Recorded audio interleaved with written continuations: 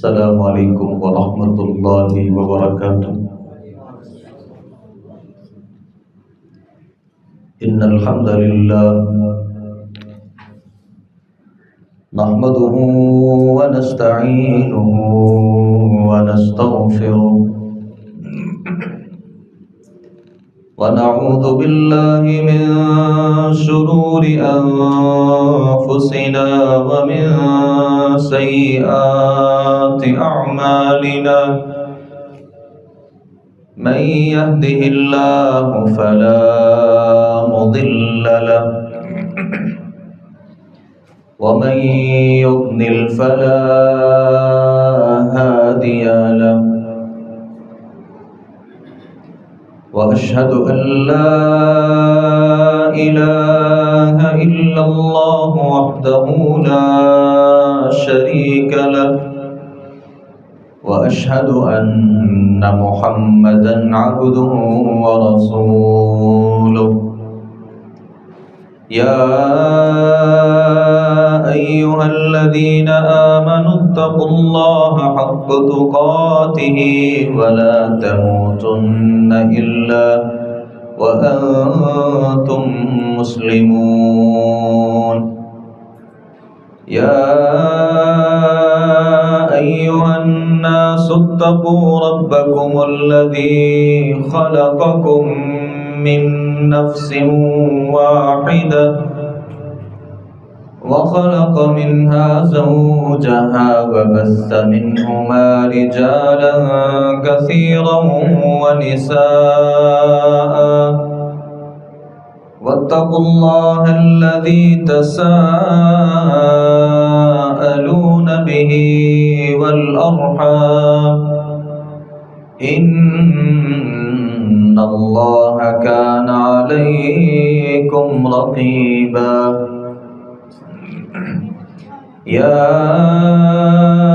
أيها الذين آمنوا اتقوا الله وقولوا قولا سديدا يصلح لكم أعمالكم ويغفر لكم ذنوبكم ومن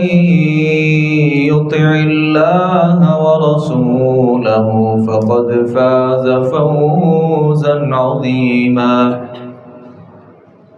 أما بعد فإن أصدق الحديث كتاب الله وأحسن الذي هدي محمد صلى الله عليه وسلم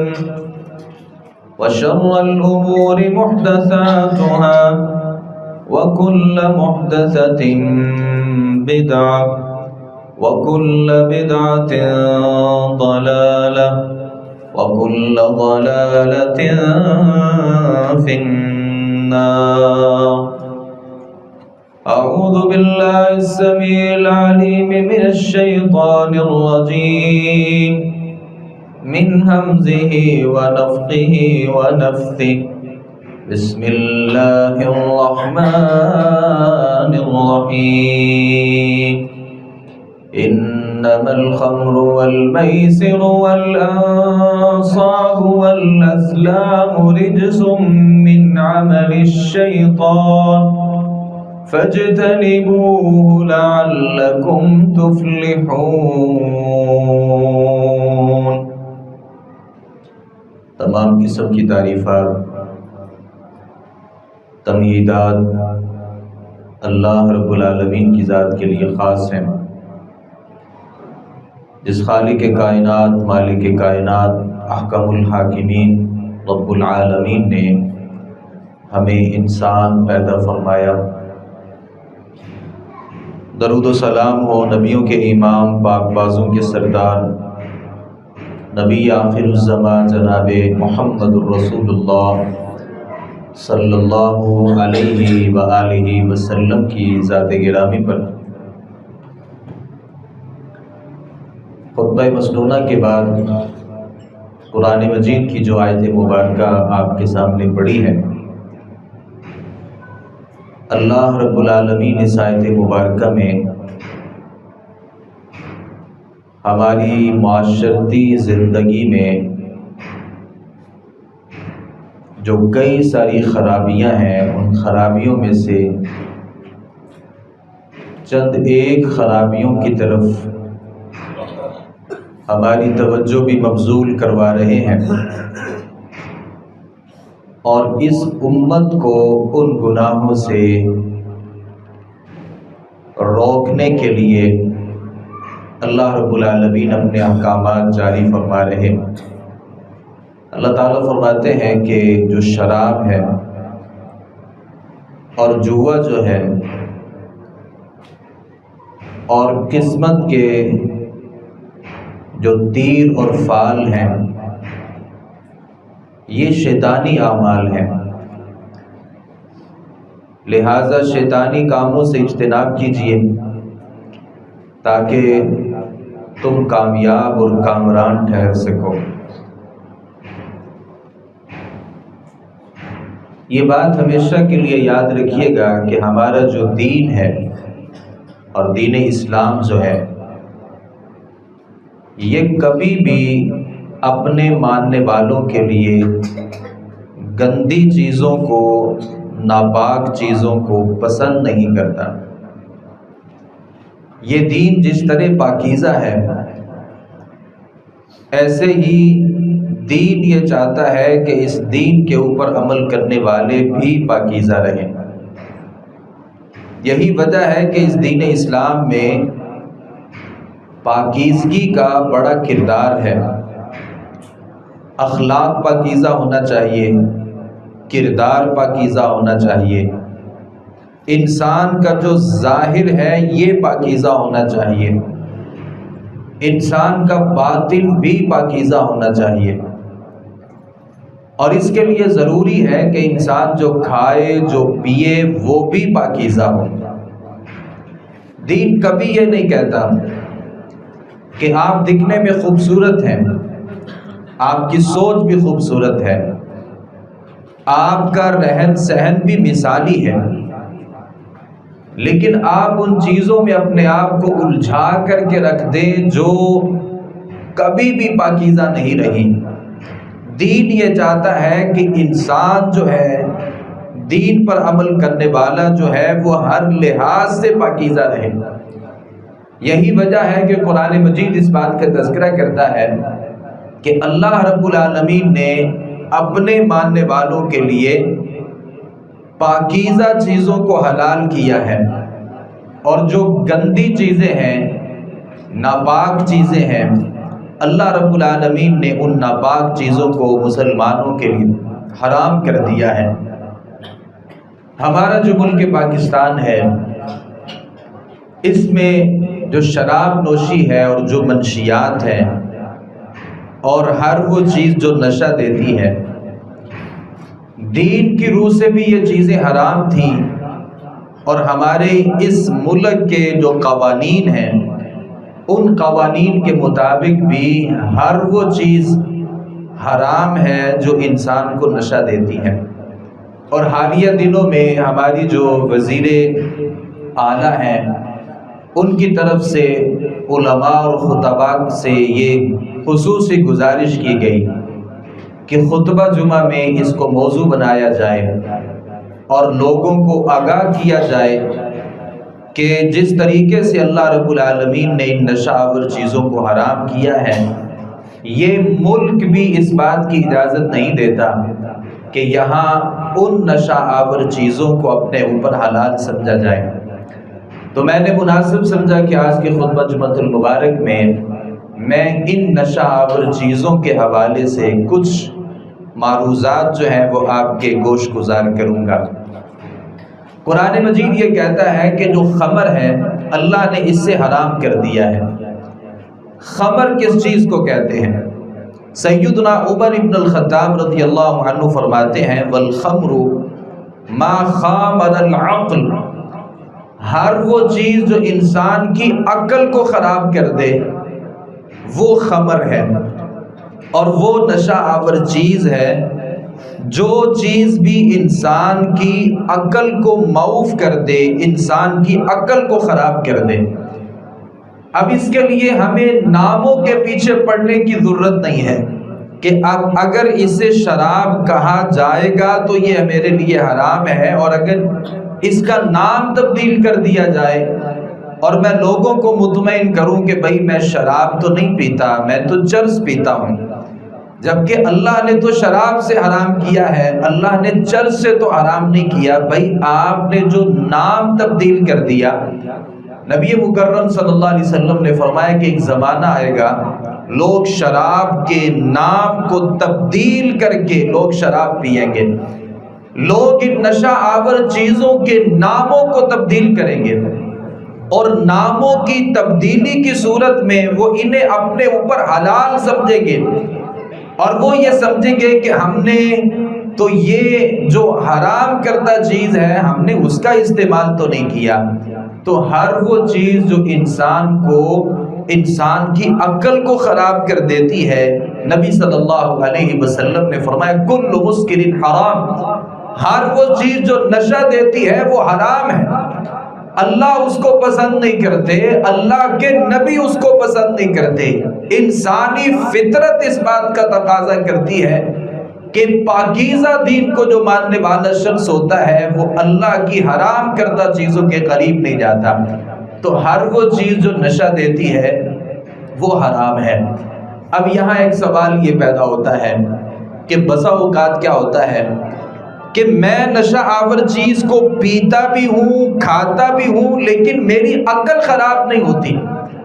اور میرا دماغ جو ہے وہ تندرست رہتا ہے، اس کے اوپر حملہ نہیں ہوتا۔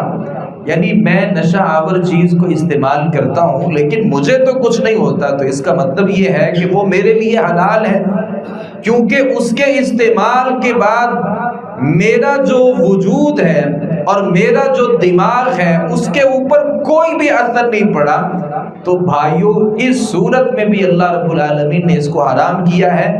نبی مکرم صلی اللہ علیہ وسلم نے فرمایا کہ ما اسکر کثیرہ فقلیلہ حرام، جس کی چیز کی زیادتی نشہ دیتی ہے اس کی کم مقدار بھی انسان کے لیے حرام ہے۔ مثال کے طور پہ ایک آدمی نشے کا عادی ہے اور وہ شراب پیتا ہے، لیکن ایک دو گھونٹ پینے کے بعد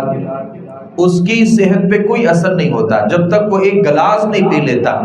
یا جب تک وہ 2 گلاس نہیں پی لیتا، جب تک اس سے زیادہ اس کا استعمال نہیں کر لیتا، اسے نشہ نہیں ہوتا۔ اب آدمی یہ سمجھے کہ 1-2 گھونٹ جو ہیں یہ تو میرے لیے حلال ہیں، کیونکہ اس سے تو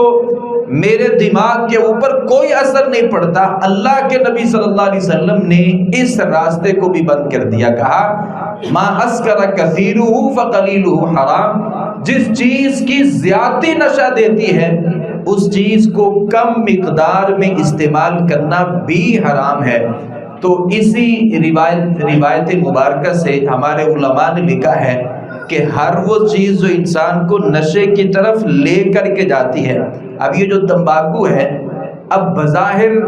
کسی عادی آدمی کو تو یہ نشہ نہیں دیتا، البتہ اس میں کسی حد تک وہ مقدار موجود ہے جو انسان کو نشے کی طرف لے کر کے جاتی ہے۔ بڑی معذرت کے ساتھ آپ ناراض بھی ہو سکتے ہیں، یہ جو سگریٹ ہے یہ بھی انسان کو نشے کی طرف لے کر کے جاتی ہے۔ میں اپنی بات نہیں کر رہا، پاکستان کے جتنے بھی کبار علماء اور مفتیان ہیں سب کا فتویٰ ہے کہ یہ حرام ہے۔ سعودی عرب کے جتنے بھی علماء اور مفتیان ہیں سب اس بات پر متفق ہیں کہ یہ جو سگریٹ ہے یہ بھی حرام کے زمرے میں آتی ہے، کیونکہ اس کی جو اکثریت ہے اور اس کی جو کثرت ہے یہ بھی انسان کو نشہ دیتی ہے۔ لہٰذا ہر وہ چیز جس کی زیادتی نشہ دیتی ہے اس کو کم مقدار میں استعمال کرنا بھی اللہ رب العالمین نے قرآن مجید میں اس بات کا تذکرہ کیا ہے کہ انما الخمر والمیسر والانصاب والازلام رجس من عمل الشیطان۔ اللہ فرماتے ہیں یہ گندے ہیں، پلید ہیں، ناپاک چیزیں ہیں، یہ گندی چیزیں ہیں، عمل شیطان ہے، یہ شیطانی کام ہے کہ کوئی آدمی حلال کو چھوڑ دے اور حرام کے پیچھے چلنا شروع ہو جائے۔ اور آپ حیران ہوں گے انسان کی طبیعت بھی کتنی عجیب ہے، اللہ نے اس دنیا میں ہزاروں چیزوں کو میرے اور آپ کے لیے حلال کیا ہے، اور اگر حرام کی ایک لسٹ بنا لی جائے، حلال چیزوں کی بھی لسٹ بنا لی جائے، تو میں یہ سمجھتا ہوں کہ اللہ نے زیادہ چیزوں کو حلال کیا ہے، بلکہ اللہ نے تمام چیزوں کو حلال کیا ہے۔ پھر ان حلال میں سے کچھ چیزوں کو اللہ نے نکال کر کے حرام کر دیا ہے کہ یہ چیزیں حرام ہیں، ان کے قریب تک نہیں جانا۔ اور انسان کی فطرت بھی کتنی عجیب ہے، اور انسان اس حد تک انسان کبھی کبھار گر جاتا ہے کہ ان ہزاروں چیزوں کو چھوڑ کر کے جو چند ایک حرام چیزیں ہیں، انسان کو لذت بھی ان میں آتی ہے جن چیزوں کو اللہ رب العالمین نے حرام کر دیا ہے۔ تو اللہ رب العالمین فرماتے ہیں رجس من عمل الشیطان، یہ شیطانی کام ہے، فاجتنبوہ، لہذا آپ کی ذمہ داری ہے کہ آپ نے ان نشہ آور چیزوں سے اپنے آپ کو دور رکھنا ہے، لعلکم تفلحون۔ اللہ فرماتے ہیں جو کامیابیاں ہیں، جو کامرانیاں ہیں، جو انسان کو جو راستہ ترقی کی منازل کی طرف لے کر کے جاتا ہے، ان میں بہت بنیادی بات یہ ہے کہ آپ اپنے آپ کو حلال چیزوں پر رکھیں اور کبھی بھی اپنے آپ کو اللہ کی جو حرام کردہ چیزیں ہیں ان کی طرف لے کر کے نہ جائیں۔ یاد رکھیے جو آدمی بھی نشہ آور چیزوں کا استعمال کرتا ہے،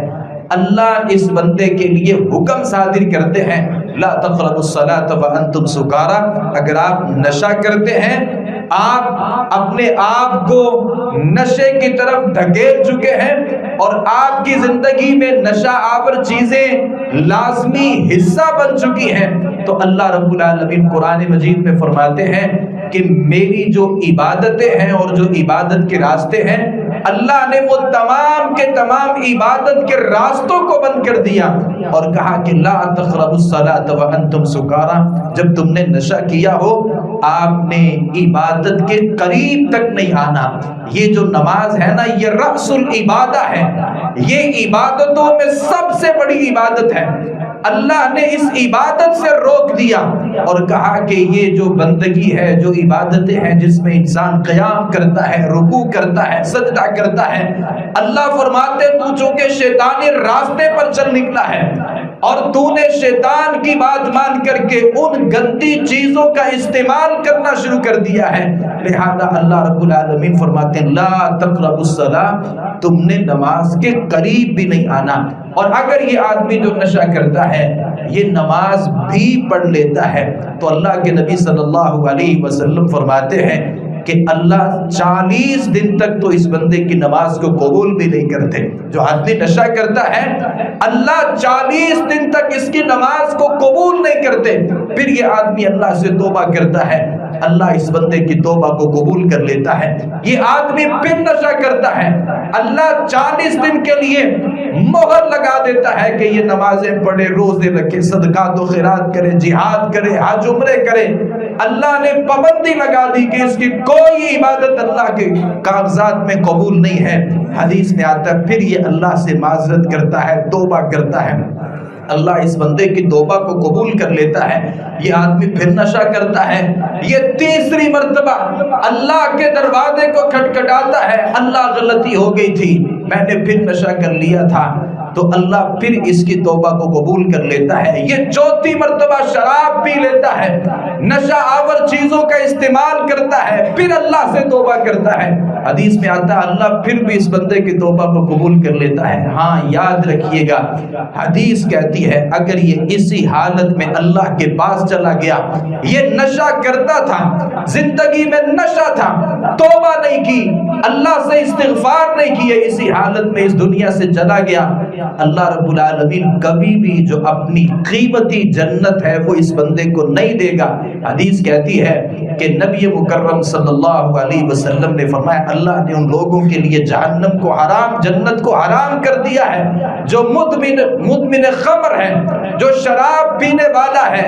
نشہ آور چیزوں کا عادی ہو چکا ہے، اللہ نے ان کے لیے جنت جو اپنی پاکیزہ اللہ کی منزل اور اللہ رب العالمین کی طرف سے اہل ایمان کی منزل ہے، اللہ رب العالمین نے اس میں داخلہ بند کر دیا ہے ان لوگوں کا جو اپنے آپ کو نشے کے راستے پر لے کر کے جاتے ہیں۔ نبی مکرم صلی اللہ علیہ وسلم نے یہاں تک ذکر کیا ہے جو آدمی نشہ کر رہا ہوتا ہے، نشے والا آدمی مومن نہیں ہوتا۔ بندے کے دل میں ایمان تھا، اللہ کا ایمان تھا، لیکن جیسے ہی وہ نشہ کرتا ہے، نبی مکرم صلی اللہ علیہ وسلم نے فرمایا اس بندے نے نشہ کیا، اللہ نے ایمان کو اس کے دل سے نکال لیا۔ آپ صلی اللہ علیہ وسلم فرماتے ہیں کہ جو آدمی بھی شراب پیتا ہے، جو آدمی بھی نشہ آور چیزوں کا استعمال کرتا ہے، وہ اس وقت مومن نہیں ہوتا جب وہ شراب کو پی رہا ہوتا ہے۔ وہ آدمی جو زنا کرتا ہے تھا مومن، بوقت زنا اللہ رب العالمین ایمان کو کھینچ لیتے ہیں، اور وہ آدمی جو تھا تو مومن لیکن چوری کر رہا ہے، چوری کرتے وقت یہ آدمی مومن نہیں ہوتا، تو اللہ ایمان کو سلب کر لیتے ہیں، ایمان کو نکال لیتے ہیں۔ ایمان اور شراب نوشی کسی ایک آدمی کے دل میں جمع نہیں ہو سکتی۔ ایمان بھی ہو اور وہ بندہ زانی بھی ہو، یہ دو چیزیں جمع نہیں ہو سکتی۔ بندہ مومن بھی ہے اور چور ہے، چوریاں کرتا ہے، یہ دو چیزیں اللہ جمع نہیں کر سکتا۔ تو یاد رکھیے گا، یا آپ شرابی ہیں اور یا آپ مومن ہیں، یہ دو چیزیں کسی ایک بندے کے دل میں کبھی بھی جمع نہیں ہو سکتی۔ نبی مکرم صلی اللہ علیہ وسلم کے پاس ایک آدمی آیا تھا۔ ہم میں سے کتنے سارے ایسے لوگ ہیں کہ وہ کہیں گے کہ میں سگریٹ نہیں پیتا تو میری طبیعت خراب ہو جاتی ہے، میں فلاں تمباکو کا استعمال نہیں کرتا، میری طبیعت مچلنا شروع ہو جاتی ہے، اگر جب تک میں شراب کے 2 گھونٹ نہیں پی لیتا میری طبیعت خراب ہو جاتی ہے۔ کوئی ایک آدمی اللہ کے نبی صلی اللہ علیہ وسلم کے پاس آیا تھا، کہا اللہ کے نبی بیمار ہوں اور مجھے یہ لگتا ہے کہ مجھے شراب پینی چاہیے، کیونکہ شراب جو ہے اس کے نزدیک یا ہمارے نزدیک یہ ہے کہ یہ انسان کو سکون دیتی ہے،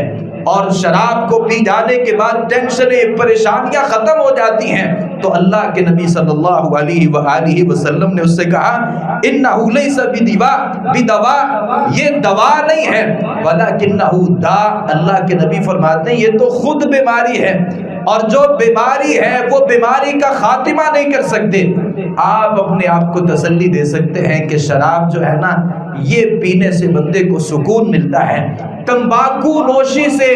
جسم کو راحت ملتی ہے،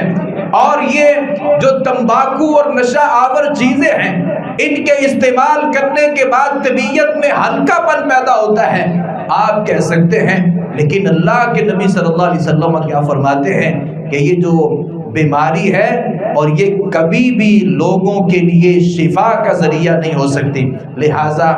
کوئی آدمی یہ نہ سمجھے کہ یہ جو نشہ آور چیزیں ہیں یہ انسان کی طبیعت کے لیے بہتر ہیں۔ نبی مکرم صلی اللہ علیہ وسلم نے اس شراب کو بلا وجہ حرام نہیں کیا، یا اللہ نے اس کو بلا وجہ حرام نہیں کیا، یہ ام الخبائث ہیں۔ جتنے بھی اس دنیا میں بیماریاں ہیں اور اس دنیا میں جتنی بھی خامیاں ہیں، جتنی بھی غلطیاں ہیں، اگر تمام کی تمام برائیوں کو ایک طرف کر دیا جائے اور یہ جو شراب ہے اسے ایک طرف کر دیا جائے، تو میں یہ سمجھتا ہوں کہ ہر جو بیماری ہے اور اللہ کی جو ہر نافرمانی ہے، ان نافرمانیوں کے پیچھے کسی نہ کسی حد تک جو کردار ہے یہ نشہ آور چیزوں کا ہوتا ہے۔ آپ صلی اللہ علیہ وآلہ وسلم نے فرمایا تھا، آپ صلی اللہ علیہ وسلم نے فرمایا شراب نہ پیا کرو، فَإِنَّهَا مِفْتَاحُ الشَّرِّ، یہ تمام کے تمام جو شر ہیں اور تمام کے تمام جو غلط راستے ہیں ان کی چابیاں ہیں، اس کی چابی ہے۔ اور نبی مکرم صلی اللہ علیہ وسلم کی اس روایت کو ہم ایسے تو نہیں سمجھ سکتے۔ ایک واقعہ میں آپ کے سامنے رکھتا ہوں۔ سیدنا عثمان غنی رضی اللہ عنہ فرماتے ہیں، اور یہ صحیح واقعہ ہے، پہلی امتوں میں سے عثمان غنی رضی اللہ عنہ نے کسی ایک آدمی کا تذکرہ کیا، بڑا عبادت گزار تھا، بڑے اللہ کی بندگی کرتا تھا، وہ اللہ والا تھا، تو کسی عورت نے اس کو دعوت برائی دینا چاہی۔ اب دعوت برائی کسی اس آدمی کو دی جا رہی ہے جو اللہ والا ہے، بڑا اللہ کے قریب ہے۔ اب اگر کوئی عورت اسے کہے کہ تم میرے سے بدفعلی کر لو، تو میں یہ سمجھتا ہوں کہ وہ جو عابد ہے، جو ولی اللہ ہے، جو اللہ والا ہے، وہ کبھی بھی اس کی اس دعوت کو قبول نہیں کرے گا۔ تو اس نے اپنی ایک لوڈی کو بھیجا، جاؤ اس عابد کو میرے گھر میں بلا کر کے لاؤ اور اسے کہو کہ ایک گواہی کا معاملہ ہے، ہمیں آپ کی ایک گواہی کی ضرورت ہے۔ اب اس آدمی نے یہ سمجھا کہ جو گواہی ہے یہ تو اچھا کام ہے۔ اب وہ عابد جو تھا، عبادت گزار جو تھا، وہ آدمی اپنے وہاں سے نکلا اور اس عورت کے گھر میں آیا۔ اب جیسے ہی وہ گھر میں آیا، جس کمرے میں داخل ہوا، اس عورت نے اس کے دروازے کو بند کر لیا، تالا لگا لیا۔ اب وہ اگلے کمرے میں آیا، تالا لگا لیا، دروازے کو بند کر لیا، اور ایک مقام پر پہنچی جہاں ایک بچہ کھڑا تھا، ایک بچہ تھا اور ایک شراب کا پیالہ تھا۔ اس عورت نے کہا یا آپ کو شراب پینا پڑے گی یا آپ کو اس بچے کو قتل کرنا پڑے گا یا میرے ساتھ بدفعلی کرنا پڑے گی۔ اب وہ عابد تھا، عبادت گزار تھا، اللہ کا بڑا قریبی تھا، اس نے سوچا ہوگا کہ عورت سے اگر زنا کروں گا یہ بہت بڑی خرابی ہے اور یہ اللہ کی نافرمانی ہے اور یہ بغاوت ہے۔ اگر میں کسی ناحق بچے کو قتل کروں گا ساری انسانیت کا قتل ہے۔ اس نے سمجھا کہ مجھے اس بچے کو بھی نہیں قتل کرنا۔ اب تیسرا آپشن یہ تھا کہ ایک شراب کا جو پیالہ ہے اسے پی لیا جائے۔ اب تین راستوں میں سے کوئی ایک راستہ بھی اس کے پاس نہیں تھا۔ اس نے یہ سمجھا کہ میں اس شراب کو پی لیتا ہوں۔ عثمان غنی رضی اللہ عنہ فرماتے ہیں اس آدمی نے ایک جو شراب کا پیالہ تھا وہ پی لیا۔ اب جیسے ہی وہ شراب کا پیالہ پیا، اب اس کی جو عقل تھی وہ معوف ہو چکی تھی اور اس کی عقل خراب ہو چکی تھی۔ اس آدمی نے کہا مجھے اور شراب پلائی جائے، چونکہ وہ نشے میں چلا گیا۔ اب شراب کا ایک اور پیالہ پیا، شراب پر شراب پیتا رہا، بالآخر اس نے بچے کو بھی قتل کیا، اور اس شراب پینے کی بدولت اس عورت سے وہ بدفعلی بھی کی جو وہ اپنی اصل حالت میں کبھی نہیں کرنا چاہتا تھا۔ ایک شراب کا پیالہ پی کے اللہ کی بغاوتوں میں دو بہت بڑی بغاوتیں اس آدمی نے کر لی۔ ہمارے معاشرے میں کتنے لوگ شراب پیتے ہیں اور آپ نے کتنے لوگوں کو دیکھا ہوگا کہ وہ کسی کو قتل کر لیتے ہیں۔ ہمارے پاس کتنی خواتین ایسی مسئلہ پوچھتی ہیں کہ خاوند نے طلاق دے دی ہے جبکہ وہ کبھی طلاق دے نہیں سکتا تھا۔ تو مجھے پچھلے دنوں ایک عورت نے رابطہ کیا کہ میرا خاوند مجھے کبھی طلاق نہیں دے سکتا تھا لیکن کل اس نے مجھے طلاق دے دی، وجہ کیا بنی؟ میں نہیں جانتی کہ وجہ کیا ہے۔ میں نے اس عورت سے پوچھا کہ وہ نشہ کرتا ہے؟ کہا کبھی کبھی نشہ کرتا ہے۔ تو میں نے کہا کہ وہ نشے کی ایک وجہ ہو سکتی ہے کہ اس نے تمہیں طلاق دے دی۔ کتنے معاشرے میں ایسے کیس موجود ہیں کہ باپ اپنے بیٹوں کو قتل کر دیتا ہے، بعد میں وجہ پتہ چلتی ہے کہ وہ نشئی ہے، وہ نشہ آور چیزوں کا استعمال کرتا ہے۔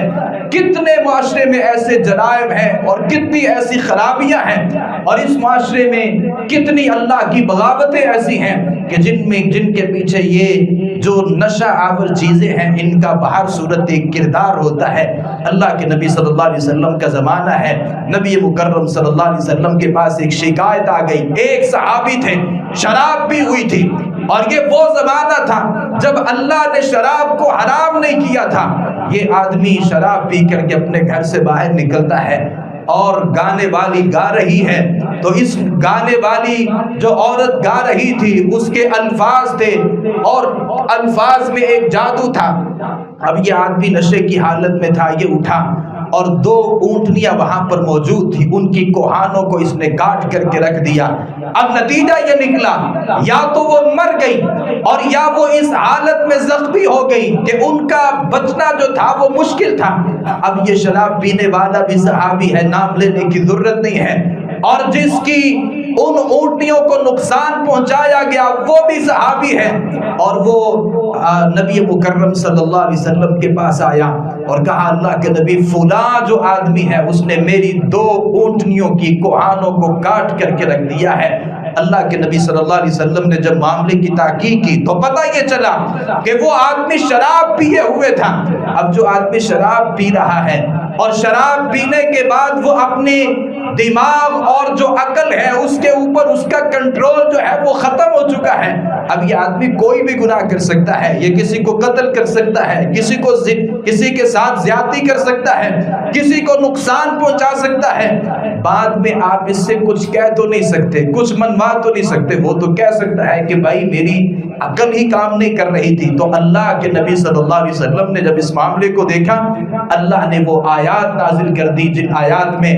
اللہ نے اس شراب کی حرمت کا تذکرہ کیا۔ تو اس کا مطلب یہ ہے کہ جو آدمی شراب پیتا ہے وہ کچھ بھی کر سکتا ہے، کسی بھی چیز کی اس سے توقع کی جا سکتی ہے، کسی بھی برائی کی اس سے توقع کی جا سکتی ہے، اور کسی بھی اللہ کی جو بغاوت ہے آپ توقع کر سکتے ہیں کہ یہ کام اس نے کیا ہے۔ یہی وجہ ہے کہ اللہ رب العالمین نے اسے ہماری زندگیوں میں حرام کر دیا ہے۔ انسان یعنی وہ حالت کہ انسان کا اپنے دماغ کے اوپر کوئی کنٹرول نہیں ہے، اپنی عقل کے اوپر کوئی کنٹرول نہیں ہے، اپنے وجود کے اوپر کوئی کنٹرول نہیں ہے، تو یہ جو حالت ہے یہ کسی انسان کے لیے زیب نہیں دیتی۔ اللہ نے اس انسان کو کسی اعتبار سے اشرف المخلوقات بنایا ہے۔ اس انسان کے لیے اللہ نے زمین کو تابع کیا ہے، اس انسان کے لیے اللہ نے جانوروں کو تابع کیا ہے۔ بڑا بڑا جانور ہے، اللہ نے ان جانوروں کے اس انسان کے تابع کر دیا ہے۔ یہ سورج اور چاند، یہ ساری چیزیں انسان کے لیے اللہ رب العالمین نے بنائی ہے، اور یہ انسان ان نشہ آور چیزوں کے بعد اپنے وجود کے اوپر اس کا کوئی کنٹرول نہیں ہوتا، تو یہ کبھی بھی اور کسی بھی حالت میں کسی انسان کے لیے مناسب نہیں ہے کہ وہ اللہ رب العالمین کی ان حرام کردہ جو چیزیں ہیں ان کا استعمال کرے۔ میں اللہ رب العالمین سے دعا کرتا ہوں یہ جتنی بھی خرابیاں ہیں اور وہ خرابیاں جو ہمارے سماج سے تعلق رکھتی ہیں، ہمارے معاشرے سے تعلق رکھتی ہیں، اور ہمارے دین اور اخلاقیات سے جن کا تعلق ہے، اللہ رب العالمین مجھے آپ کو ان سے حفاظت میں رکھے۔ وما علینا الا البلاغ المبین۔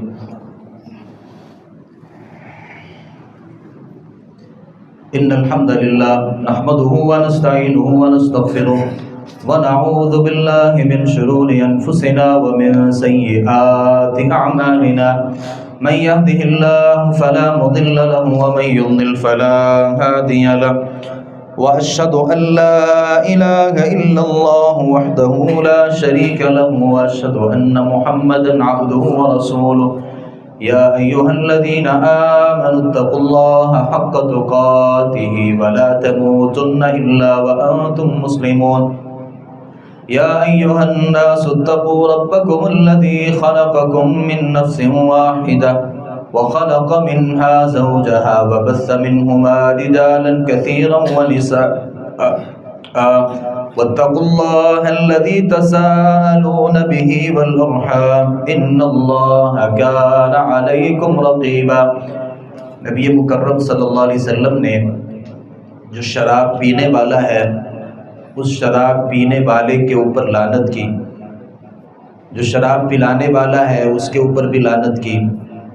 جو شراب کو نچوڑنے والا ہے اس کے اوپر بھی نبی صلی اللہ علیہ وسلم نے لعنت کی، اور جو شراب کو، اور میں اگر یہاں شراب کا لفظ استعمال نہ کروں بلکہ ایک وسیع لفظ استعمال کروں، ہر وہ چیز جو انسان کو کم اعتبار سے یا زیادہ اعتبار سے نشہ دیتی ہے، تو آپ صلی اللہ علیہ وسلم نے ان چیزوں کو بیچنے والے پر بھی لعنت کی، ان چیزوں کو خریدنے والے پر بھی لعنت کی، اور ہر وہ آدمی جو اسے اٹھاتا ہے، یعنی اٹھا کر کے ایک جگہ سے دوسری جگہ پہ لے گیا، اس کے اوپر بھی لعنت کی۔ جس کے لیے یہ شراب یا نشہ آور چیزوں کو اٹھایا گیا اس کے لیے بھی لعنت کی۔ اب یہاں ایک رک کر بات سمجھنے والی ہے کہ ان ساری چیزوں میں شراب پینے والا تو ایک آدمی ہے، کوئی اس شراب کو بنانے والا ہے، کوئی اس شراب کو پلانے والا ہے، کوئی اس شراب کو اٹھانے والا ہے، کوئی وہ ہے جس کے لیے یہ شراب اٹھائی جا رہی ہے، کوئی وہ آدمی ہے جو اسے بیچنے والا ہے، اور کوئی وہ آدمی ہے جو اسے خریدنے والا ہے۔ ان سارے آدمیوں کا تعلق شراب کے پینے سے نہیں ہے۔ اس کا مطلب یہ ہوا کہ ہر وہ آدمی جو ان چیزوں کے لیے سہولت کاری کر رہا ہوتا ہے. یعنی ایک دکاندار ہے، اگر وہ یہ دکاندار یہ کہے کہ میں نے اپنی زندگی میں کبھی بھی نشہ آور چیزوں کا استعمال نہیں کیا لیکن میں ان چیزوں کو بیچتا ہوں، تو میرے بھائیوں جیسے اللہ پینے والوں کو گناہ دے رہا ہے ویسے ہی اس آدمی کو بھی گناہ دے رہا ہے جس کی دکان پر یہ چیزیں موجود ہیں. وہ آدمی جو اٹھا کر کے انہیں لے کر کے آتا ہے، یعنی وہ پینے والا نہیں ہے، وہ ایک تیسرا آدمی ہے. نہ تو وہ ان نشہ آور چیزوں کا کاروبار کرتا ہے اور نہ ہی وہ ان نشہ آور چیزوں کا استعمال کرتا ہے. اس آدمی کا کردار تیسرا ہے کہ وہ صرف ان کے لیے سہولت کاری کر رہا ہے. نبی مکرم صلی اللہ علیہ وسلم نے اسے بھی یہاں پہ شامل کیا ہے. اور وہ آدمی جو ان فیکٹریوں میں کام کرتا ہے جہاں ان چیزوں کو بنایا جاتا ہے، جہاں ان چیزوں کی ترتیب لگائی جاتی ہے، اگرچہ نہ وہ پینے والا ہے، نہ پلانے والا ہے، نہ اٹھا کر کے لانے والا ہے، نہ وہ ہے جس کے لیے اٹھا کر کے وہ چیزیں لائی جاتی ہیں، بلکہ وہ وہاں پہ کیا ہے کہ ان چیزوں کو بنا رہا ہے. اس آدمی کا بھی پورا کردار ہے. جو نبی مکرم صلی اللہ علیہ وسلم نے فرمایا کہ جو ساقی ہے نا، جو پلانے والا ہے، اسے بھی گناہ ملتا ہے. تو اس اعتبار سے آپ کسی بھی اعتبار سے اس آدمی کا اگر تعاون کر رہے ہیں جو آدمی نشہ آور چیزوں کا استعمال کرتا ہے، یاد رکھ لیجئے اللہ نے بلکہ اللہ کے نبی نے جیسے اس کے اوپر لعنت کی ہے، آپ بھی ویسے ہی لعنت کے مستحق ہیں، کیونکہ آپ اس کے لیے سہولت کاری کر رہے ہیں. نبی مکرم صلی اللہ علیہ وسلم نے، آپ کو علم ہے کہ شروع اسلام میں یہ جو شراب تھی یہ شروع اسلام میں اگرچہ اس کی اجازت تھی، صحابہ کرام شراب پی لیا کرتے تھے، کیونکہ اللہ کے نبی صلی اللہ علیہ وسلم نے کبھی بھی اپنی زندگی میں شراب نہیں پی، چونکہ یہ خرابی تھی اور یہ بیماری تھی اور یہ گمراہی تھی. تو اللہ کے نبی صلی اللہ علیہ وسلم نے باوجود اس بات کے کہ ابھی اس کی حرمت پہ کوئی آیات نازل نہیں ہوئی تھی، لیکن نبی مکرم صلی اللہ علیہ وسلم نے یہ شراب نہیں پی. معراج کا موقع تھا، نبی مکرم صلی اللہ علیہ وسلم آسمانوں کی سیر کے لیے گئے تھے، تو آپ کے سامنے 2 پیالے رکھے گئے، ایک پیالے میں دودھ تھا اور ایک پیالے میں شراب تھی. تو نبی مکرم صلی اللہ علیہ وسلم سے کو اختیار دیا گیا کہ آپ جس چیز کو پینا چاہتے ہیں آپ پی لیجئے. تو آپ صلی اللہ علیہ وسلم نے دودھ کا جو پیالہ تھا اسے پکڑا اور آپ نے اسے تناول فرمایا. حدیث میں آتا ہے کہ نبی مکرم صلی اللہ علیہ وسلم نے اسے جب پکڑا اور پی لیا، اور شراب کا جو پیالہ تھا آپ صلی اللہ علیہ وسلم نے اسے نہ پکڑا، تو نبی صلی اللہ علیہ وسلم سے کہا گیا کہ لو اخذت الخمر، اگر آپ یہ شراب پکڑ لیتے اور یہ شراب پینا شروع کر دیتے، لغوت امت کا، تو آپ کی جو امت ہے وہ بھٹک جاتی، گمراہ ہو جاتی. مطلب آپ کی امت نے آپ کی پیروی کرنی تھی. اگر آپ شراب پیتے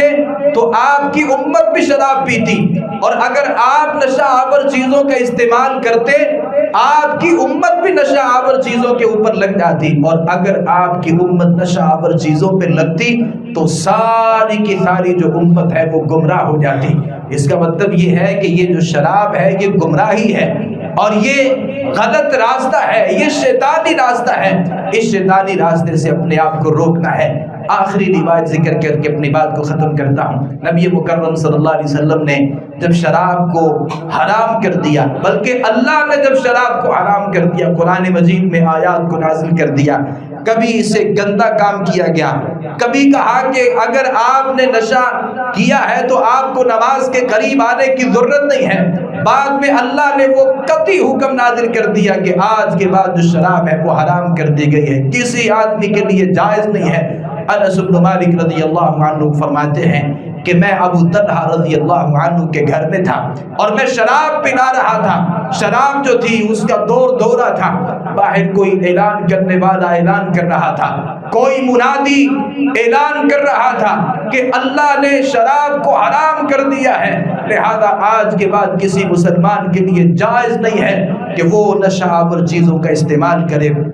اب جیسے ہی یہ آواز ابو طلحہ رضی اللہ عنہ کے کانوں میں پڑی، انس بن مالک کو کہا گیا اور کہا کہ یہ جو شراب تم نے بنائی ہے اور جو شراب تم نے پیالوں میں ڈال دی ہے، جس شراب کو ابھی ہم یہاں پینے کے لیے بیٹھے تھے اور اس شراب سے ابھی ہم نے اپنی پیاسوں کو بجھایا نہیں ہے، اس شراب کو جب اللہ نے حرام کر دیا ہے تو اسے گلیوں میں جا کر کے انڈیل دیا جائے۔ انس بن مالک رضی اللہ عنہ فرماتے ہیں کہ باہر مدینہ کی گلیوں میں شراب کے مٹکے جو تھے وہ لوگوں نے شراب کو انڈھیل دیا، اور مدینہ کی جو گلیاں تھی وہاں پہ شراب کا نظارہ کیا جا سکتا تھا۔ اللہ نے جب حرام کر دیا تو پھر چونکہ اور چنانچہ اگرچہ مگرچہ اور ہیلے اور بہانے اور وہ راستے کے کسی اعتبار سے ہمیں اجازت مل جائے، صحابہ کرام رضوان اللہ علیہم اجمعین نے یہ نہیں کہا، یہ نہیں سوچا کہ یہ شراب ابھی تیار کی تھی، آخری دفعہ پی لیں گے اس کے بعد نہیں پیئیں گے، نہیں۔ اللہ کے نبی صلی اللہ علیہ وسلم نے جب اعلان کروا دیا اور اللہ نے حرام کر دیا تو صحابہ کرام رضوان اللہ علیہم اجمعین نے اس حکم کو اپنے لیے سمجھا۔ میں گزارش کروں گا اپنے تمام بھائیوں سے، اپنی ان تمام ماؤں اور بہنوں سے، آپ کے بیٹے بھی سکول کالجز میں جاتے ہیں، میں جانتا ہوں کوئی باپ نہیں چاہتا کہ اس کا بیٹا سگریٹ نوشی کرے، میں جانتا ہوں کہ کوئی ماں نہیں چاہتی کہ اس کا بیٹا جو ہے وہ نشہ آور چیزوں کا استعمال کرنا شروع کر دے، لیکن وہ معاشرہ جس معاشرے میں بہت سی خرابیاں پیدا ہو چکی ہیں، اور وہ سوسائٹی جس سوسائٹی میں ان چیزوں کو پروان چڑھایا جاتا ہے، اور وہ سکول اور کالجز کا وہ ماحول جس میں مخلوط نظام تعلیم، اور وہاں جا کر کے ہمارے بچے جہاں بعض اچھائیوں کو بھی سیکھتے ہیں، بہت سی ایسی برائیاں بھی ہوتی ہیں جسے سیکھا جاتا ہے۔ تو میری گزارش ہے اپنے بچوں کے اوپر کڑی نظر رکھیں اور اپنے بچوں کو ان چیزوں سے، ان عادات سے بہت دور رکھنے کی ضرورت ہے۔ اور میں یہ بھی سمجھتا ہوں آپ بھی ان باتوں کو بڑے اچھے طریقے سے جانتے ہیں، جس آدمی کو پھر اس کا ایک نشہ لگ جاتا ہے اور جو اس کا ذائقہ ہے جو محسوس کر لیتا ہے، پھر مجھے یہ لگتا ہے کہ ان چیزوں سے اپنے آپ کو باز رکھنا بہت ہی زیادہ مشکل ہے۔ مشکل تو نہیں ہے، صحابہ کرام رضوان اللہ علیہم اجمعین نے بھی اپنے اوپر تو آرام کر لیا تھا، لیکن چونکہ ہم بڑے کمزور ایمان ہیں اور ہم ہمیشہ ہیلوں اور ان چیزوں سے اپنے آپ کو